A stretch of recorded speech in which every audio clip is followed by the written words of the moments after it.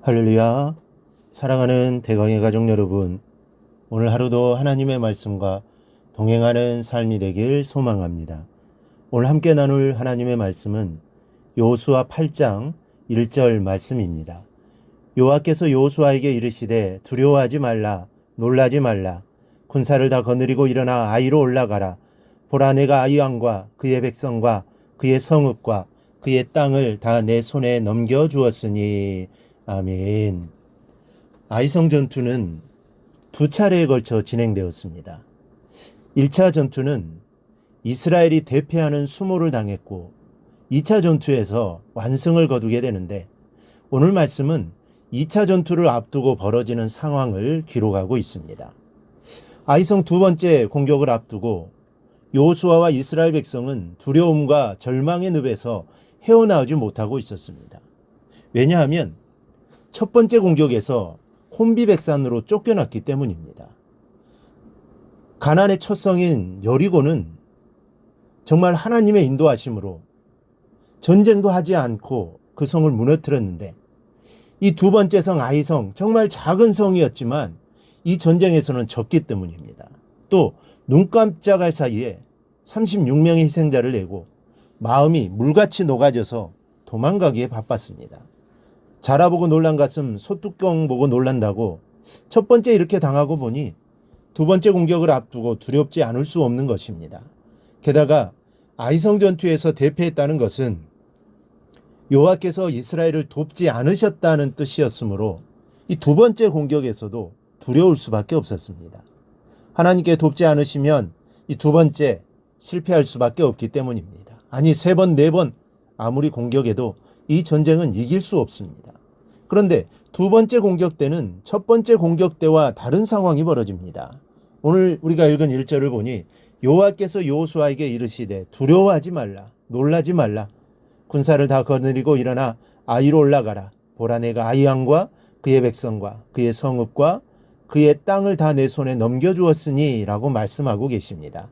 두려워 떨고 있는 상황에서 두려워하지 말라고 말씀하십니다. 놀라지 말라.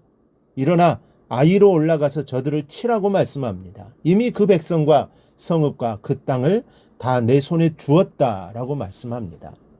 여기서 우리는 1차 때와 2차 때의 큰 차이점이 있음을 발견합니다. 1차 때는 하나님께서 아무 말씀도 하지 않으셨습니다. 그런데 2차 때는 하나님께서 여러 말씀을 하고 계십니다. 두려워 말라, 놀라지 말라, 일어나 아이로 올라가라, 이미 다 내 손에 주었노라. 여기서 두려워 말고 놀라지 말라는 모세가 여호수아에게 통치권을 넘겨줄 때 했던 말입니다. 그리고 모세가 죽었을 때 여호와께서 여호수아에게 또 들려주셨던 말씀입니다. 1차 때에는 아무 말씀도 없으셨던 그 하나님께서 지금 2차 때에는 꼭 필요한 여러 말씀을 해주시고 계십니다. 하나님이 말씀하셨다는 것, 이것은 결코 단순한 의미가 아닙니다. 이것은 하나님이 백성을 버리지 않으셨다는 의미입니다. 1차 공격 때는 하나님께서 이스라엘을 외면하셨습니다. 아간의 범죄 때문에 함께하지 않으셨습니다. 그래서 아무 말씀도 없으셨습니다. 단 한마디도 하지 않으셨습니다. 그런데 2차 때에는 하나님이 말씀하시고 지시하시고 격려하고 계십니다. 이것은 하나님이 너를 버리지 않으셨다는 뜻이요, 너와 함께 하신다는 뜻입니다. 너의 앞길을 인도하겠다는 뜻입니다. 지금은 여호수아 때처럼 하나님께서 나타나셔서 말씀하시지는 않지만 오늘날은 하나님께서 우리에게 성경을 통해 말씀하고 계십니다. 이것이 얼마나 큰 축복인가를 절대로 잊어서는 안 될 것입니다. 그러므로 우리는 항상 성경을 통해 주의 말씀을 듣고 또 깨달으며 주님의 뜻을 발견할 수 있어야 합니다. 그리고 이것이 바로 큰 축복임을 우리가 믿으시기를 바랍니다. 또 하나는 승리를 보장하신 것입니다. 하나님이 나에게 말씀하셨다는 것은 이미 승리를 보장하신 것입니다. 1절을 다시 보면 보라, 내가 아이 왕과 그의 백성과 그의 성읍과 그의 땅을 다 내 손에 넘겨주었으니 라고 말씀합니다.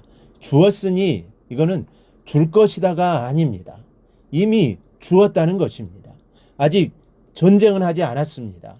아직 두 번째 전쟁은 시작도 되지 않았습니다. 그런데 하나님은 주었으니 이미 주었다는 것입니다. 즉 하나님의 말씀은 이미 성취된 것입니다. 이미 성취된 미래입니다. 하나님은 이미 미래를 보고 말씀하시기 때문입니다. 그러므로 하나님이 우리에게 말씀하신다는 것은 단순한 의미를 넘습니다. 나와 함께 하신다는 뜻이요, 나를 사랑하신다는 뜻이요, 나를 버리지 않으셨다는 뜻이요, 미래에 대한 승리를 보장하신다는 의미입니다. 오늘 하나님은 여러분을 향해 말씀하십니다.